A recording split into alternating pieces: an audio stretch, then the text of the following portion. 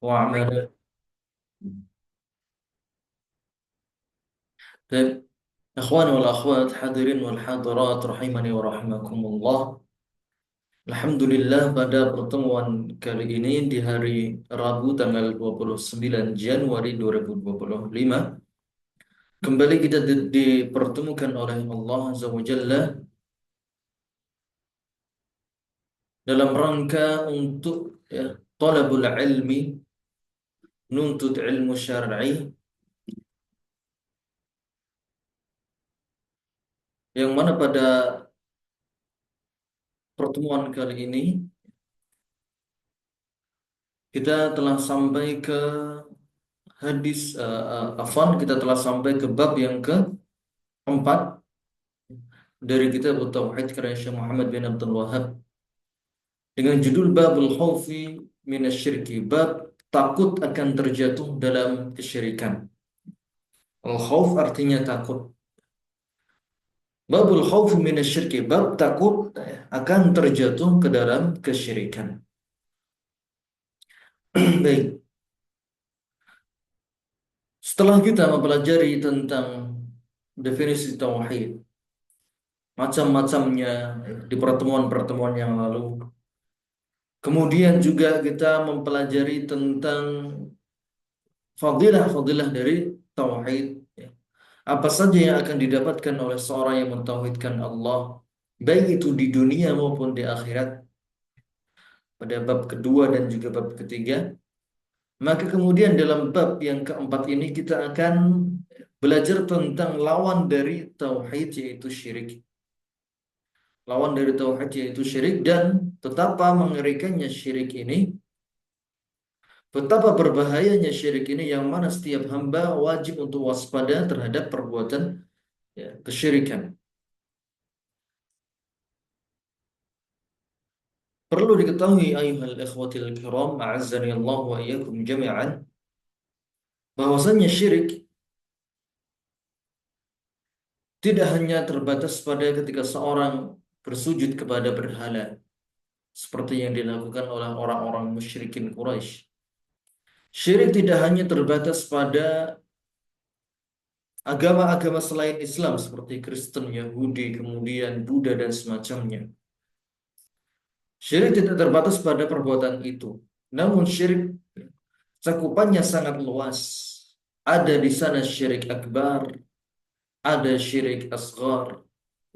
Kemudian juga ada syirik jali yang nampak, dan juga ada syirik khafi yang tersembunyi. Syirik berbagai macam, ya. Ada banyak sekali macam-macamnya. Jerat-jerat kesyirikan pun juga sangat banyak sekali. Ada yang nampak, ada yang tersembunyi. Yang mana setiap hamba wajib untuk membentengi diri dari perbuatan syirik tersebut. Makanya dalam kitab Tauhid ini, Syekh Muhammad bin Abdul Wahhab akan membawakan berbagai macam bentuk-bentuk kesyirikan. Dari bab keempat, kemudian bab ke 7, 8, 9, dan seterusnya. Mayoritas isi dari kitab ini adalah membahas tentang perbuatan-perbuatan syirik yang wajib untuk dijauhi. Dalil-dalilnya disebutkan di sana, kemudian juga alasan-alasan kenapa perbuatan ini termasuk syirik, ya. Kenapa perbuatan itu termasuk syirik, ya. Jadi sangat banyak sekali macam-macam dari kesyirikan tersebut. Ya, jerat-jeratnya pun juga sangat halus. Nabi Ibrahim alaihi salam, ya, dia berdoa kepada Allah Azza wa Jalla, ya. Di situ Allah Azza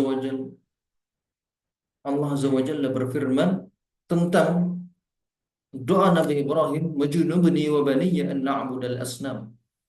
Ya Allah, jauhkanlah aku dan anak keturunanku dari menyembah berhala. Maka di situ Nabi Ibrahim mengetahui bahwasanya kesyirikan ini syubhat-syubhatnya sangat halus, sangat samar, yang bisa membuat seseorang terjatuh ke dalam perbuatan itu, perbuatan kesyirikan ini, ya, tanpa dia sadari. Maka beliau sangat takut akan kesyirikan. Maka beliau berdoa, "Ya Allah, jauhkanlah aku dari berbuat syirik, dan jauhkanlah anak keturunanku dari berbuat syirik." Padahal perlu diketahui bahwasanya Nabi Ibrahim adalah seorang nabi dan rasul, termasuk di antara ulul azmi yang pasti dijamin masuk surga. Namun beliau masih takut akan kesyirikan. Berdoa kepada Allah supaya dijauhkan dari kesyirikan. Maka itu menunjukkan akan betapa bahayanya kesyirikan tersebut. Betapa samarnya jerat-jerat kesyirikan. Maka mari kita mempelajari apa saja hal-hal yang merupakan kesyirikan dan apa saja yang bisa membuat seseorang ya, terjatuh ke dalam kesyirikan tersebut. Bab ini merupakan pengantar ya, dari beberapa bab-bab nanti setelahnya.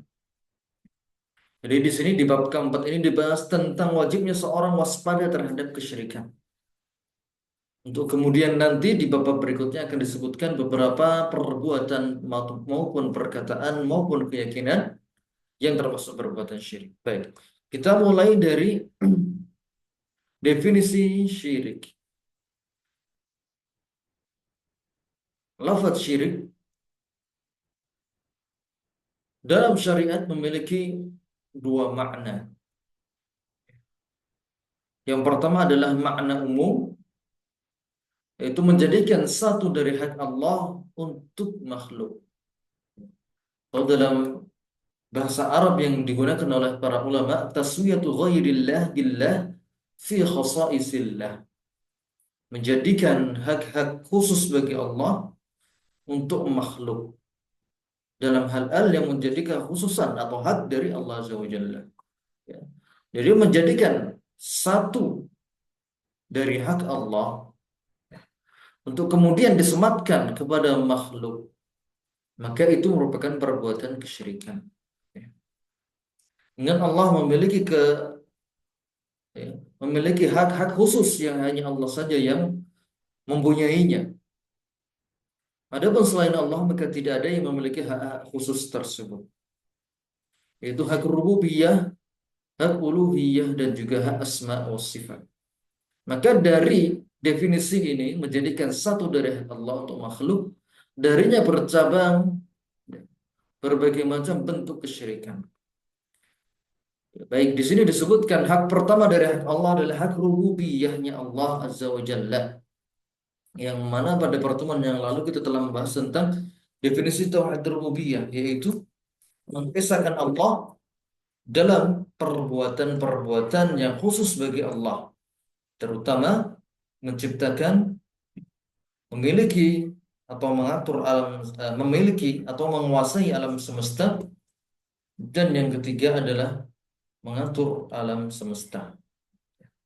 Jadi al-khalqu wal mulku wat tadbir, penciptaan, kepemilikan dan juga kepengaturan alam semesta itu adalah tiga hak perbuatan, tiga perbuatan khusus Allah Azza wa Jalla. Selain Allah tidak ada yang mampu untuk mencipta. Selain Allah tidak ada yang mampu untuk memiliki alam semesta dengan kepemilikan mutlak. Selain Allah tidak ada yang mampu untuk mengatur alam semesta.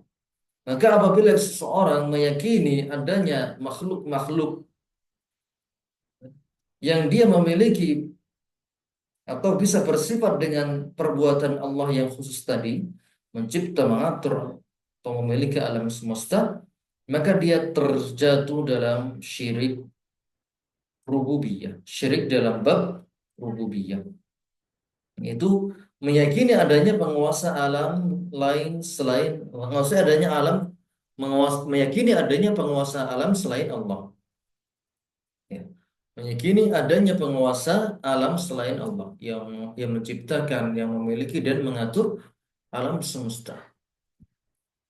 Atau contohnya meyakini ada yang bisa menghidupkan dan mematikan selain Allah Azza wa Jalla. Atau meyakini ada yang bisa memberi rezeki selain Allah Azza wa Jalla. Atau meyakini ada makhluk yang menguasai tempat-tempat tertentu ya, seperti Laut Selatan ya, dengan kepemilikan kekuasaan gaib, kekuasaan mutlak ya, sehingga orang-orang harus memberikan sesajen kepada mereka, memberikan pengorbanan kepada mereka. Itu adalah syirik dalam bab rububiyah. Meyakini adanya entitas ya, entitas gaib, makhluk yang menguasai suatu tempat dengan kekuasaan mutlak. Kalau kita pengen hidup di situ dengan tenang, ya, maka mereka meyakini harus melakukan berbagai macam ritual-ritual pengorbanan lah, atau sesajian lah, atau menyembelih untuk mereka. Itu adalah syirik dalam rububiyah. Meyakini adanya penguasa lain selain Allah di alam semesta ini. Atau contoh yang lain, meyakini adanya makhluk yang bisa menurunkan hujan. Meyakini adanya makhluk yang bisa menghentikan hujan. Maka itu merupakan perbuatan syirik dalam bab rububiyah. Kemudian syirik yang kedua adalah syirik dalam hak uluhiyah Allah Azza wa Jalla. Hak uluhiyah Allah artinya kita wajib mengesahkan Allah Azza wa Jalla dalam ibadah.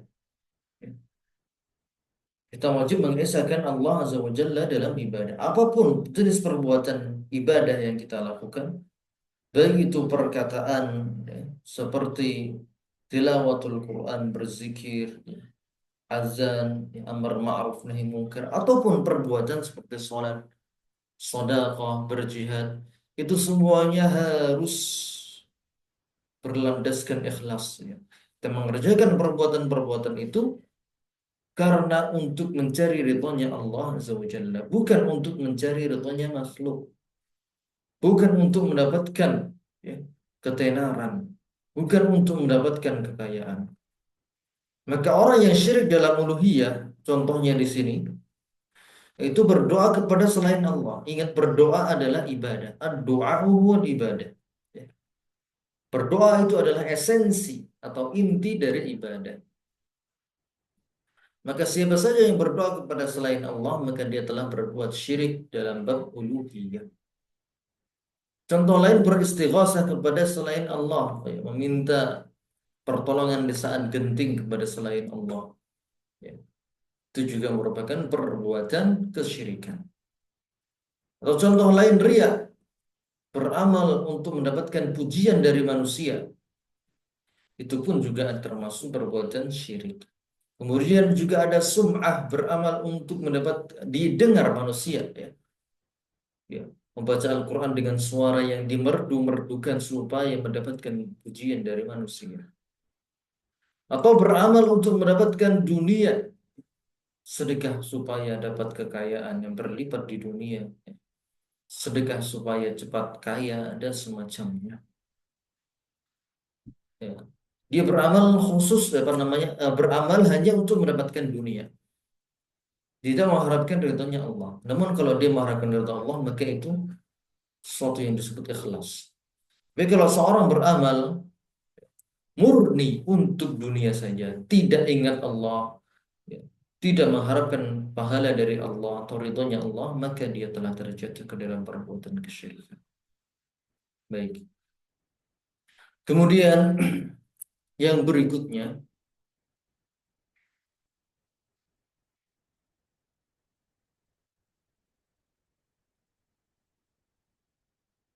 yaitu syirik dalam asma wa sifat Allah Azza wa Jalla.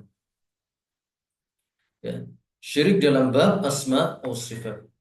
Ingat, Allah Azza wa Jalla memiliki nama-nama dan juga sifat-sifat. Yang mana ada nama-nama dan sifat-sifat yang merupakan kekhususan bagi Allah. Maka siapa saja yang menyematkan nama-nama atau sifat-sifat tersebut kepada makhluk, maka dia telah terjatuh ke dalam perbuatan syirik dalam bab asma wa sifat. Contoh, meyakini adanya makhluk yang memiliki sifat-sifat ketuhanan. Seperti makhluk, ya, meyakini adanya makhluk yang mengetahui perkara-perkara gaib. Mengetahui perkara-perkara gaib. Ingat, perkara gaib merupakan sifat khusus bagi Allah Azza wa Jalla. Alamul ghuyub, Allah mengetahui hal-hal yang sifatnya gaib, alam gaib. Maka jika meyakini adanya makhluk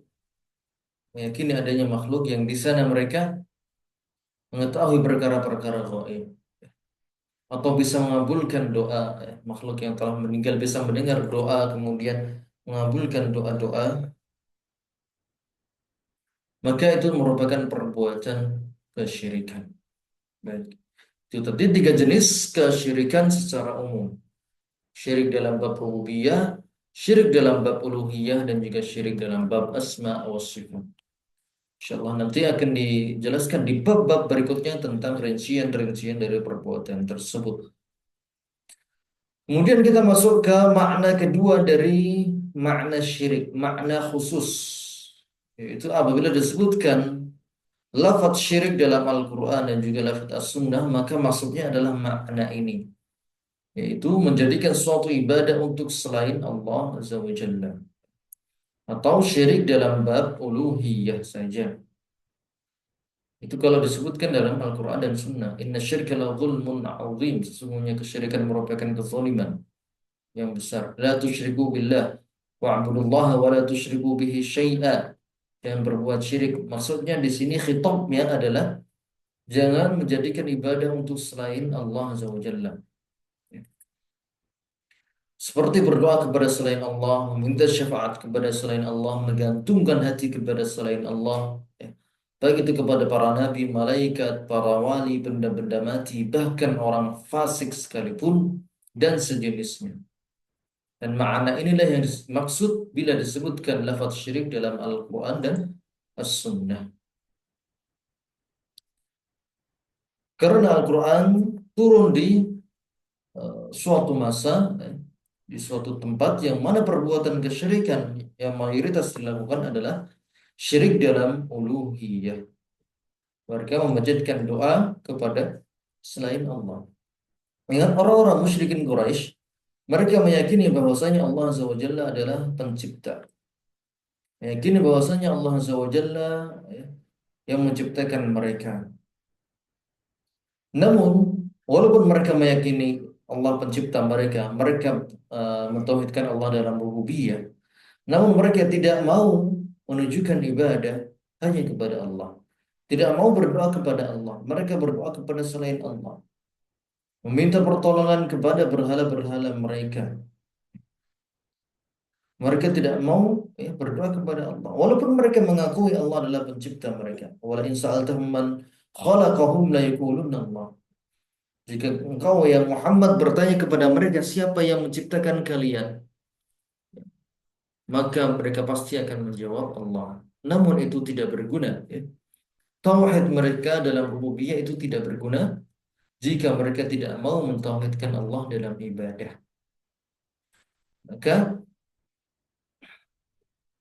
orang yang tidak mau mentauhidkan Allah dalam ibadah, maka dia tidak disebut sebagai seorang muslim. Itulah yang diperangi oleh Nabi SAW, keyakinan tersebut.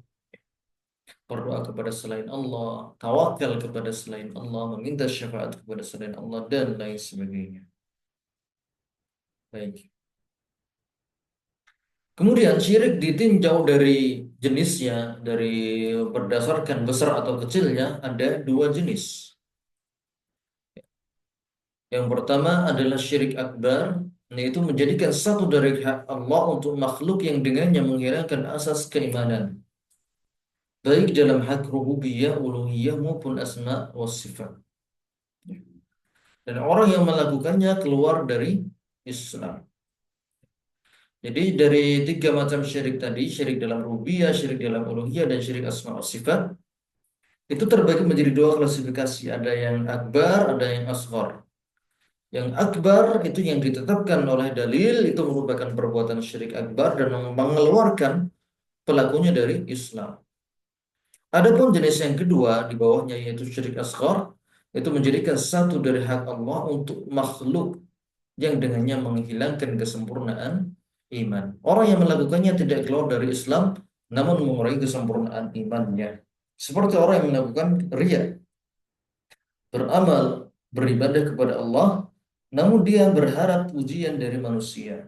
Dia mengharapkan sanjungan dari manusia supaya dibilang seorang alim, supaya dibilang seorang dermawan, ya, supaya dibilang seorang qari dan seterusnya. Atau kan untuk mengetahui apakah suatu perbuatan itu akbar atau asghar harus dikembalikan kepada dalil. Ya. Untuk mengetahui apakah ini syirik akbar atau ini syirik asghar, dilihat dalil-dalil yang menunjukkan hal tersebut. Apakah ada ancaman kekal neraka bagi orang tersebut atau tidak? Apakah ada ancaman orang tersebut keluar dari Islam atau tidak? Jika orang yang melakukan amalan tersebut tidak mendapatkan ancaman keluar dari Islam atau tidak mendapatkan ancaman kekal di neraka, maka dari situ diklasifikasikan sebagai syirik asghar. Baik. Ya, jadi yang berhak untuk menentukan apakah ini syirik akbar atau syirik asghar adalah syariat, ya, Allah Azza wa Jalla. Maka nanti kita wajib untuk mempelajari dalil-dalil yang berbicara tentang perbuatan-perbuatan itu. Apakah ini perbuatannya syirik akbar atau syirik asghar. Baik. Itu berdasarkan tingkatannya. Kemudian setelah kita mengetahui jenis-jenis kesyirikan, kita akan kembali ke dalil yang dibawakan oleh musannif, ya. Dalil-dalil ini ada 5 dalil yang semuanya menunjukkan tentang bahayanya kesyirikan. Bahayanya kesyirikan, ya, yang membuat kita wajib untuk waspada, wajib untuk takut terhadap perbuatan syirik tersebut.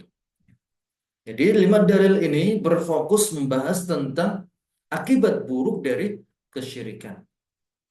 Efek buruk dari kesyirikan apa saja yang disebutkan, yang didapatkan? Maka di sini ada 5 dalil yang disebutkan dalam kitab ini yang membahas tentang efek buruk tersebut. Sebenarnya ada banyak sekali efek buruk dari kesyirikan. Hanya saja musannif, muallif, pengarang kitab ini mencukupkan dengan 5 hal ini yang insya Allah cukup untuk membuat kita merasa waspada dan merasa takut dari melakukan kesyirikan. Baik, kita masuk ke dalil pertama. Dalil pertama yang disebutkan dalam bab ini, ya, yang membuat kita berpikir bahwasanya syirik merupakan perkara yang sangat mengerikan. Ya, adalah firman Allah Azza wa Jalla dalam surat An-Nisa ayat 48. Inna Allah la yaghfiru an yushraka bihi wa yaghfiru ma duna dzalika liman yasha. Wa man yusyrik billahi faqad iftara itsman 'azima. Sesungguhnya Allah tidak akan mengampuni dosa syirik dan Dia mengampuni segala dosa selain dari syirik itu bagi siapa saja yang dikehendakinya. Barang siapa yang mempersekutukan Allah, maka sungguh ia telah berbuat dosa yang besar. Perhatikan kata yang di garis bawah, penggalan ayat di garis bawah. Inna Allah la yaghfiru an yushraka bih.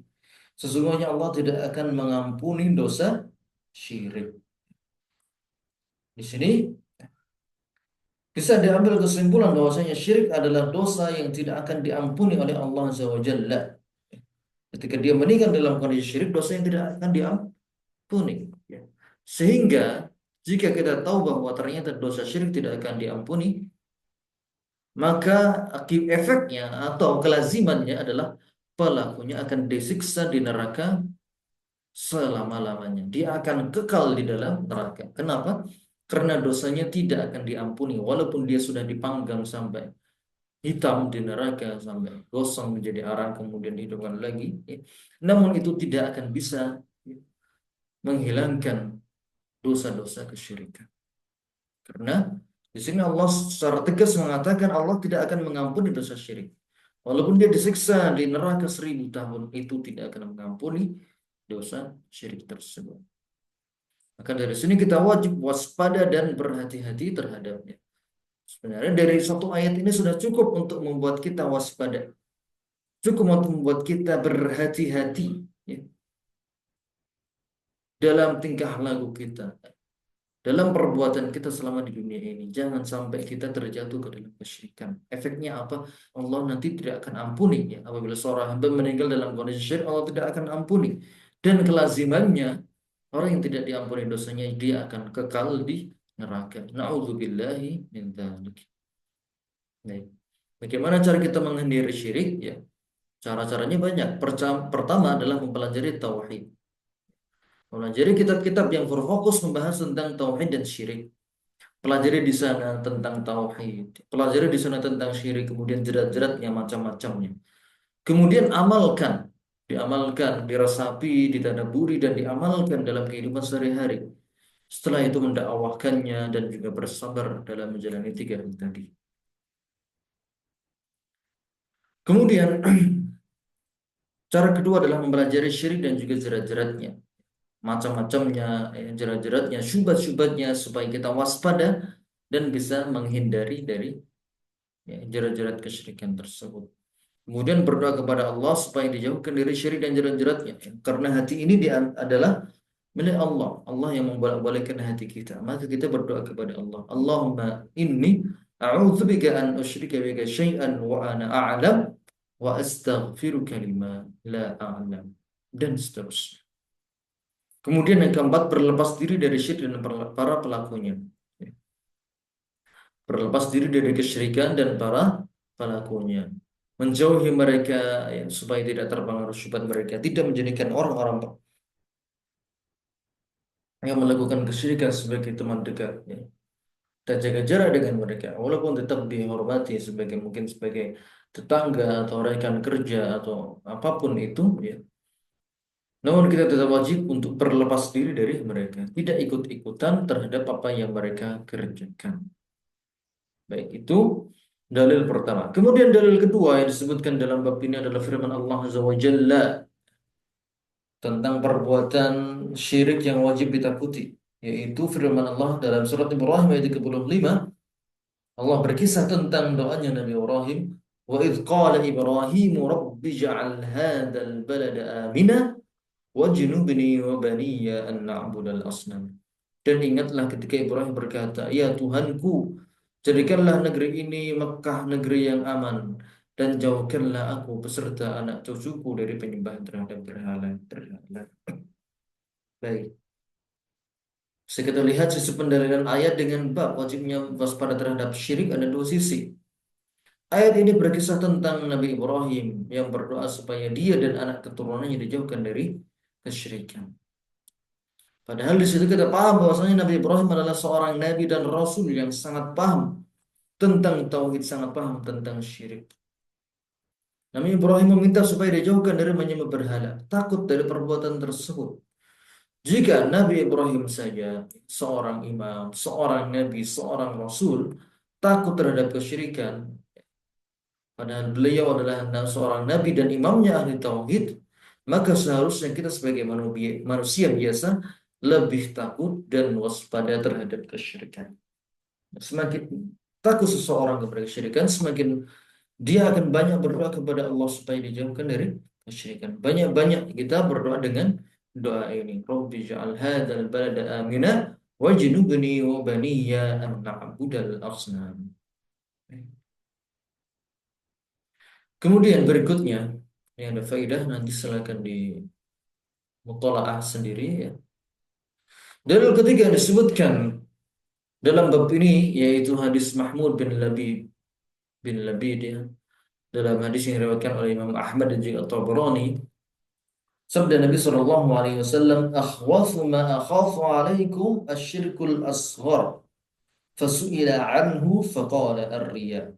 Sesuatu yang paling aku khawatirkan dari kalian adalah perbuatan syirik kecil. Kemudian beliau ditanya tentang itu dan beliau menjawab yaitu riya. Ya, maka di sini kita bisa lihat sabda Nabi, sesuatu yang paling aku khawatirkan dari kalian. Inilah yang menjadi sebab penamaan bab ini. Yang disebutkan di sini secara jelas bahwasanya Nabi SAW memperingatkan umatnya dari perbuatan kesyirikan, baik itu syirik akbar maupun syirik asghar. Ya, dan Nabi ini khitabnya untuk para sahabat yang ada di kota Madinah. Nabi tidak khawatir mereka melakukan kesyirikan akbar karena mereka telah melewati beberapa fase-fase ya, kemudian cobaan-cobaan yang membuat mereka beriman dengan keimanan yang sangat kuat. Namun kendati pun demikian, walaupun iman mereka sangat kuat, Nabi masih khawatir terhadap para sahabat tentang syirik asghar yaitu riya. Kenapa? Karena riya ini sifatnya tersembunyi. Riya ini sifatnya halus sekali. Riya itu adalah ketika seorang beribadah dengan maksud dilihat atau didengar manusia, supaya mendapatkan pujian dan sanjungan. Siapa di antara manusia yang tidak suka untuk disanjung, tidak suka untuk dipuji? Ya. Umumnya manusia ketika melakukan sesuatu pasti dia ingin, ya, dihargai, diingat-ingat jasanya, ya. Kemudian disebut-sebut sebagai orang yang baik dan seterusnya. Itu normalnya manusia. Maka ketika dia beribadah, beramal soleh, sebisa mungkin dia kesampingkan, ya, niat-niatan tersebut. Ketika dia beribadah, dia wajib ikhlas mengharapkan ridhonya Allah. Ketika dia sholat, dia fokus mencari ridhonya Allah, tidak mencari ridho manusia. Ya, dia sholat bukan karena ingin mendapatkan gelar seorang alim, sebagai seorang ahli ibadah atau orang soleh. Dia sholat memang benar-benar menjalankan perintahnya Allah, mengharapkan ridhonya Allah. Bukan untuk mendapatkan pujian manusia. Jadi dari sini Nabi Shallallahu Alaihi Wasallam saja takut akan para sahabat terkena ria, maka lebih layak bagi kita manusia biasa yang bukan sahabat, bukan alim ulama, bukan tabiin, untuk lebih waspada terhadap ria ini. Ria ini sifatnya sangat halus. Maka banyak-banyak kita berdoa, ya. Banyak-banyak kita mempelajari ilmu tauhid, ya. Kemudian juga melatih jiwa kita supaya tetap ikhlas dalam beribadah kepada Allah Subhanahu wa Ta'ala. Walaupun di awal ketika kita beramal, ketika kita hendak belajar belajar ilmu syar'i, ya, ketika menghafal Quran, mungkin memang terbesit niatan-niatan supaya disebut sebagai orang alim. Namun kita mencoba untuk lawan niat-niat buruk tersebut. Ya. Kita coba untuk ikhlas dalam setiap perilaku kita. Ikhlas dalam setiap amalan ibadah yang kita kerjakan. Dan juga tak lupa kita berdoa kepada Allah supaya dijauhkan dari kesyirikan dan riya. Allahumma inni a'udzubika an usyrika bika wa ana a'lam wa astaghfiruka lima la a'lam. Baik. Kemudian kita baca dulu dalil-dalilnya. Dalil keempat yang disebutkan dalam bab ini, ya, adalah sabda Nabi Shallallahu Alaihi Wasallam dalam riwayat Bukhari, "Man mata wa huwa yad'u lillahi niddan dakhala an-nar." Barang siapa yang mati dalam keadaan berdoa kepada selain Allah, maka pasti ia akan masuk neraka. Lihat di sini ancamannya sangat berat sekali, sangat besar sekali, sangat berbahaya. Orang yang meninggal dalam kondisi berdoa kepada selain Allah, melakukan kesyirikan, maka dipastikan dia masuk ke dalam neraka.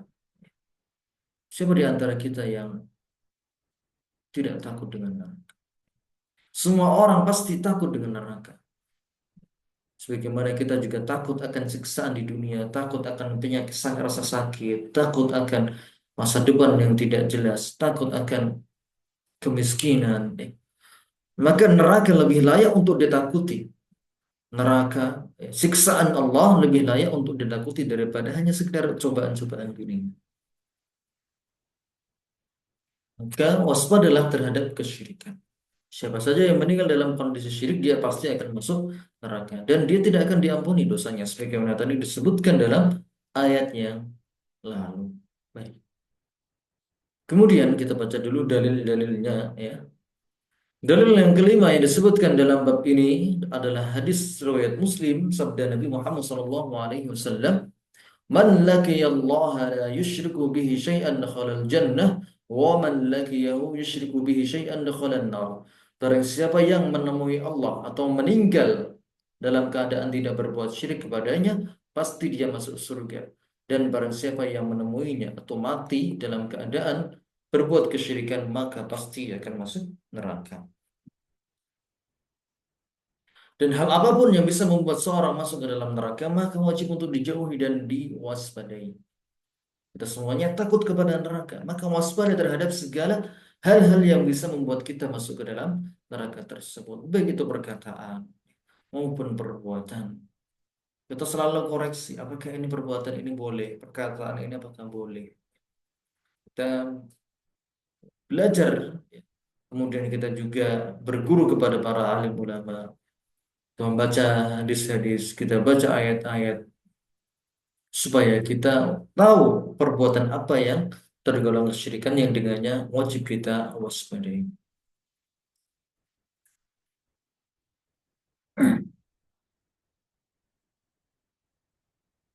Baik ya.